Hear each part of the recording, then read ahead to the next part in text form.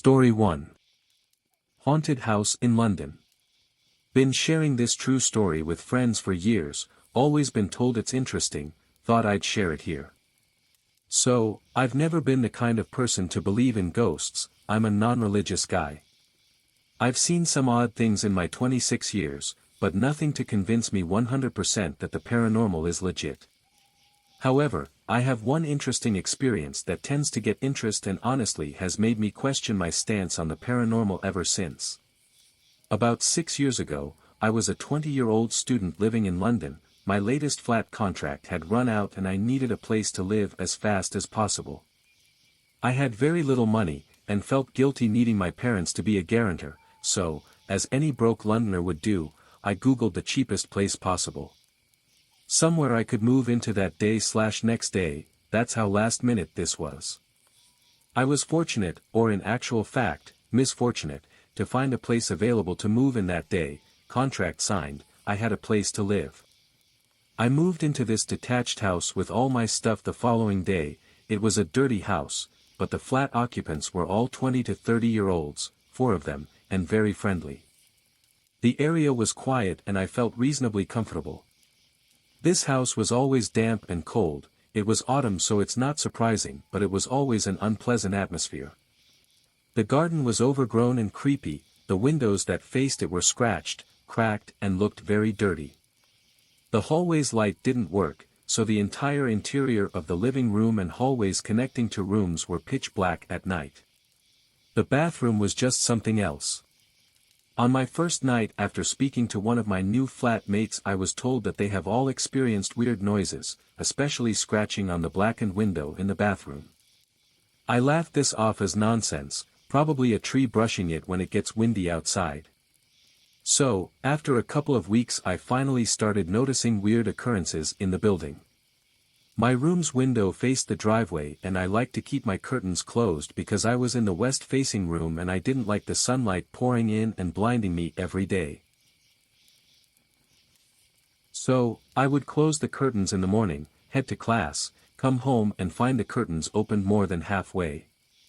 This happened every day. In fact, I could come home from class, close them again, go out to work/see friends and come home to open curtains. Yet when I was in the room for hours on end, they never moved when closed. Bit weird. My windows were closed/locked, and so was the bedroom door when I was not there. I was the only one with a key.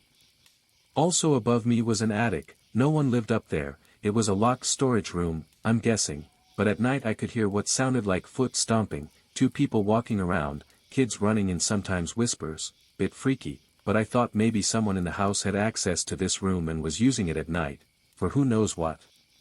But no one was up there, the room was locked. I would sometimes at night go up the stairs to the door and try and get in to see who the hell was in there, but no luck, never saw anything, but could always hear these footsteps. This part is relevant later on. One of my flatmates was a very religious man. I could hear him pray 5 times a day and was always very friendly and open to talk his faith, and to listen to me stress about the awful state of the house. But he himself didn't hear or notice anything weird other than the unhygienic state of the place. He decided at one point to head home to Algeria for a few months with his room locked. After 6-7 weeks of living there, one of the other occupants moved out, and a room was available there. I told a friend of mine that was as desperate as I was weeks prior. He moved in within a few days and things were great. We worked and went to the same university, so it was cool hanging out with a friend. I told him the stories. Due his religious beliefs, he wasn't a believer in ghosts, and like me wasn't fazed by the stories. But soon enough he began to notice things too, the same stomping noises upstairs, the scratching windows, my curtains opening on their own, and he felt like he was being watched all the time.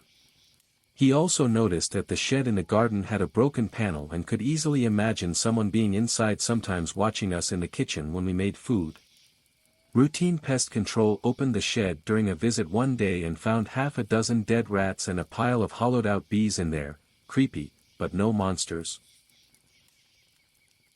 My friend and I were eating dinner after work in the kitchen one night. I was facing him and the door to the hallway, whilst he was facing myself and the sliding glass door that gave access to the overgrown jungle garden behind. I remember seeing him turn pale, jump to his feet and ask me in a very frightened tone, "Can you come to my room?" I laughed and asked why. He said, "Seriously, can you please just come to my fucking room, please?" Not a joke. He then bolted to his room, like he was running away. I finished my sandwich with the last bite, didn't even think to turn around to see what he was so spooked about, and got to his room.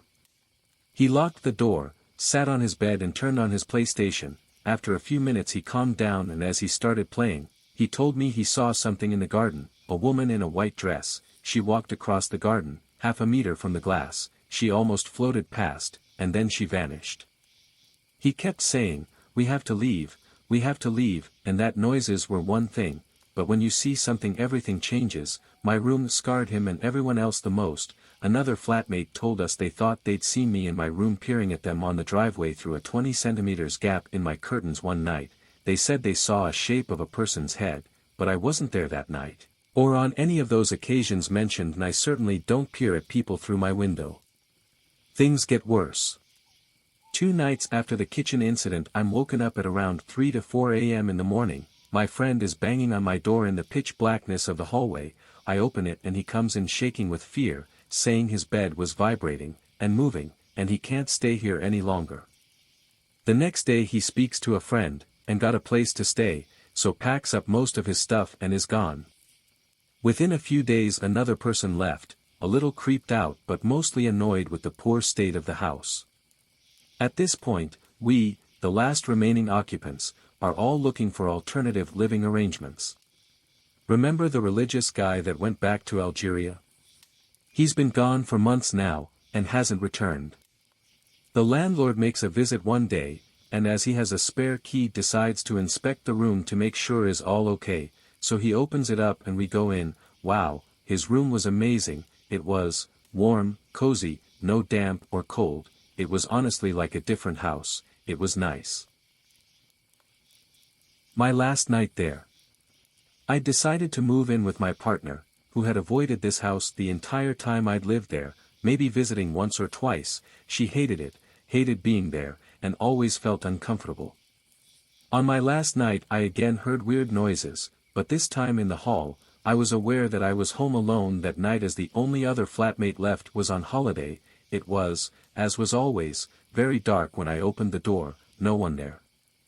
I walked into the living room and the window at the back that faced the side of the house was making weird scratching noises. I needed to use the bathroom and as a necessity I had to carry a torch to do the job during these hours. I walk into the bathroom, do my business, and as I'm zipping my shorts my torch briefly shines over the window. I, for some odd reason, looked, as if expecting to see something. I didn't, so I walked out of the room, and I don't know why, but I decided to look at that window again without the torch light. I saw a shape of a large man.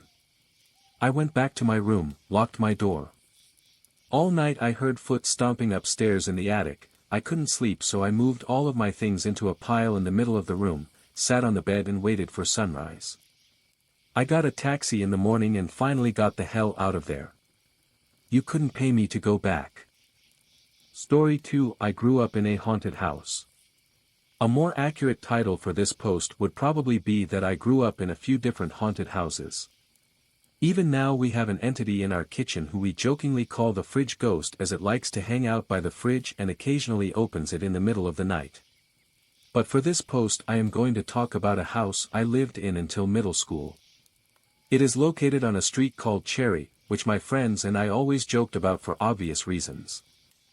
However, nothing about the feeling I had when I lived in that house with my family was anything to joke about. My friends never wanted to spend the night at the house I grew up in. All of them had the same bad feeling staying there, this sinking feeling that formed in the pit of their stomachs before something would happen. And unusual things inevitably would, more often than not, happen. Doors would regularly open and close on their own. This was something that I chalked up to the tilt in the foundation, at least at first. But when you hear cabinets, doors leading into the house, essentially any door slam in the middle of the night, you start to question if it is just regular house noises. The windows would open and shut on their own as well, which is a little harder to pin on a shifting foundation. There were a couple times that the televisions would turn on and off on their own. Sometimes, the volume on the television sets would go up and down on its own as well. And there were other times that channels would show up on the televisions that I have never seen except for on those televisions. I could probably blame the odd television behavior on magnetism, or the fact that both television sets were quite old. However, the strange things I would see on those off channels through the static are enough to convince me that there might have been something else going on there. I would often hear noises in the vents like things were crawling around in them. Sometimes it sounded like bodies were being dragged through the ventilation shafts. Sometimes I would hear scratching on the walls, or the windows, or other out-of-the-ordinary sounds like footsteps on the floor. My mom used to tell me that it was little woodland creatures who got into the insides of the walls. But I never saw these animals. The closest I came to seeing anything close to that was one family of skunks we found living under our porch. But after moving them out safely to the woods, we never saw any other animals that could account for making the types of noises I was hearing. Sometimes I heard whispering, other times I heard yelling and other sounds like a faint cry through the walls. There were other times I would find weird yellow liquid on the walls, or other similar substances. My mom used to say it was mold and not to touch it until she could clean it up. But it didn't look like mold to me. It didn't look like any of those substances could be made by anything living. I would also see ghostly figures wandering through the house. When I was young, I used to talk in great detail with what I think was a child, female entity. It was more like a one-way conversation with the entity, although sometimes it would answer in its own way. I wrote an essay about my friendship with that ghost for one of my classes later on and submitted it as fiction so the teacher wouldn't think I was crazy. But the truth is that my friendship with that ghost and some of the other presences was real. Of course, there was the typical haunting stuff too, like objects being thrown, pulled, or just simply going missing altogether. I used to joke with my mom that the wall trolls or house gnomes had made off with our stuff, to which she would just roll her eyes. When my mom started seeing some strange entities peering at us through the windows or as we were sleeping, she started to take my stories more seriously.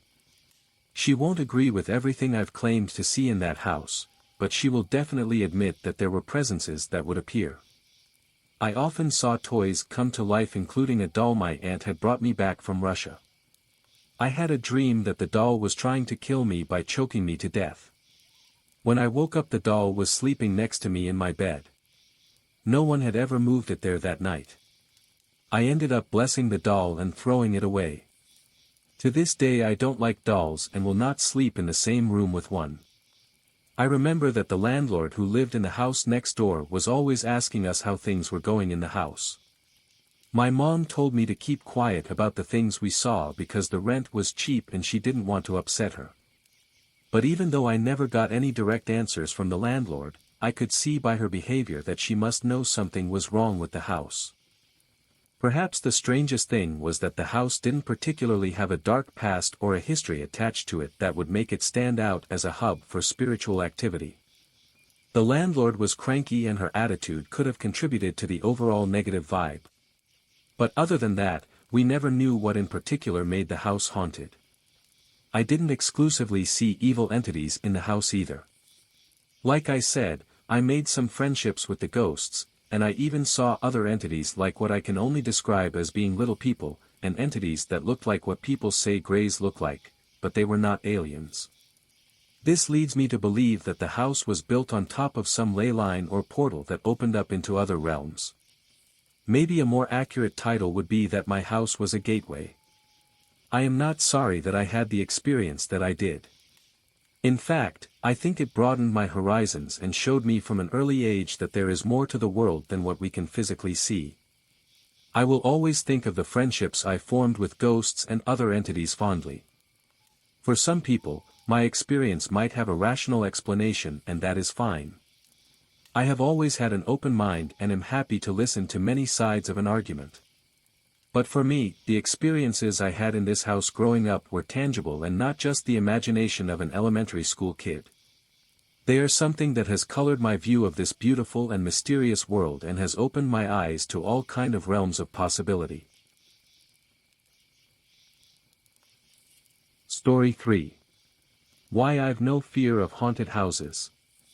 I am new here, and if I break any rules, I apologize, it's not my intent. I did read the rules, but it seems there is usually one unwritten rule you only find out after you've broken it. I totally believe in hauntings, and the paranormal, and I never doubt anyone's account without some evidence to support fraud/dishonesty. And I have experienced the usual signs like hearing footsteps, doors opening and closing, feeling watched, etc., but I experienced what is probably the most active haunting I've ever heard of, let alone lived in. I grew up in a big family, and we moved around a lot. Usually around the same city, but often to different outlying towns. When I was 8 years old, we moved to a home in a nice neighborhood, on a quiet street in a town in the adjacent county we'd never lived in. Moving in was always a busy time, as there were so many of us, and usually, we had at least 2 kids in elementary, and a few more in junior high, and a few in high school. On the first day in the new school, as soon as we stepped on the bus, a kid yelled, "Oh, you guys moved into the haunted house?" Usual things kids ribbed the new kids about. They went on to tell us how, often, people would drive by when the house was empty, and see the lights going on and off. Or how the police would be called to check out slamming doors, shadows of someone running inside, etc., and how no one who lived there stayed very long. As my siblings came home from their schools, they said they were told the same thing, and my eldest brother, who had gotten a ride home from high school, said the kids who drove him would not pull into the driveway or even park on the street. The town was fairly small, and everywhere we had to give an address, the schools, banks, etc., we would get odd looks and, "Did you just move in?" I first remember thinking something was off when a pizza delivery pulled in the neighbor's drive and literally begged my father to meet him there, as he refused to knock on our door. I don't remember any one specific incident as being the first, but it was probably in the kitchen, where cabinets and drawers seemed to open or close when your back was turned, at first, anyway. I think I attributed it to a new home and being unfamiliar, but one day, I was sitting in the dining room, and the kitchen was to my right, and out of my peripheral vision, I saw the drawer closest to me slide open, and then abruptly shut. It did that twice more, and I ran and told my mother, who didn't believe me. It seemed the longer we lived there, the more active it became, and I'm amazed now at how accustomed we became. I remember entering a room and having to turn on the same light 3 times, or pull the shower curtain open twice, or have a door either slam in my face or lock with no locking mechanism on it. My family all reported the same things. My older sister came once, spent one night and moved out, and would never say why, but she never stepped foot in the house again. No one, besides my little sister, and I will elaborate on that later, ever said they saw any apparition, except in the reflection of the glass in one hutch in the dining room. If you looked into it, you'd see a tall shadow walking, or standing, or sitting behind you and feel it watching you. As kids do, we named the ghost Frank, and one night, my brother and I were getting ready for bed and joked, "We aren't scared of you, Frank," and with that, from the room on the far left end of the hall, it sounded as if someone knocked a dresser over. We even heard the bottles atop it shatter. Then, in the room directly behind us, we heard a desk rattling. The closest I can explain it is as if something or someone was inside it and trying to get out, and then the door to the far left room slammed, and we heard heavy footsteps coming toward us, and we ran downstairs. Another time, I was pouring my little sister a glass of milk for breakfast, and I got the cup down, rinsed it out, and got the milk to pour it, and inside the cup was a stack of pennies, right in the center, not touching the sides, and they looked old, and dirty, like they'd been in the ground. Other times, you would be eating and find something, a coin, or a button, or guitar pick under or inside the food you were eating, or in the glass if you were drinking. Or a glass or dish would crack right down the middle if you took your eyes off of it for a second. I remember a plumber we'd called because the shower would not stay on, or at one temperature coming over, and I don't know what he saw or heard, or if he had heard of the home, but from upstairs, he literally climbed out the window and jumped off the 1-story garage roof to get to his truck, rather than walk downstairs and through the house. Then he yelled outside, "How do your kids live here?" The feeling of being not only watched but followed throughout the house was constant, and sometimes, you'd enter a room and feel pure hostility, until you ran out. None of the neighborhood kids would come visit, or they probably weren't allowed, and I can't count the times I'd reach for a cup, or a pencil and have it slide away from me. I don't know how my parents never were bothered, other than their friends or family visiting, only to leave after 5 minutes or so, saying, "There's something wrong with this place." I learned later that they didn't want to mention it but had plenty of experiences themselves. Until it started. Every morning, the furniture would be moved around in the living room, with the couch spun around against one wall and the newspaper that we didn't subscribe to open to the sports page and laying on the coffee table that has also been moved. You couldn't keep the TV on one channel, or in one place, for that matter, or else it would only stay on one channel and either at a whisper or loud. We would smell cigarette smoke constantly, although no one in the home smoked at the time. As I've said, the longer we lived there, the more active it became, until the kitchen cabinets and drawers would slide or swing open and shut whenever someone walked into the room, and it's astounding what a kid can get used to when it's every day, almost constantly. The final straw was when my parents awoke one morning and found my little sister, who was 2.5, asleep on the couch, and not in her room. We had baby gates up at the top of the stairs, and my mother asked her how she got down there. She said a mean man carried me down and said I was in his room. I'm sure she may not have said those words, but that was the message. The day we moved, the activity went up to a 10, doors slammed so hard they cracked, and light bulbs exploded in the sockets, the showers came on and off, the kitchen cabinets rattled, and the house felt so dark that the only way I can describe it is that even looking outside a window or open door felt like how opening a safe from the inside feels. And I remember, as we left for the last time, my mother said something like, "Well, Frank, it's yours again, we're leaving," and she said the doors started slamming again and she heard footsteps running down the upstairs hall towards the stairs. It's been over 30 years and still, when we talk about it, it seems like someone has a story we hadn't heard before, and no one is surprised or doubts it. We never researched the home's history, but my mother kept in touch with the owners for a few years and no one stayed longer than 3 months, and that record was ours. Like I said, that's why I'm not scared or surprised when I hear of passive hauntings.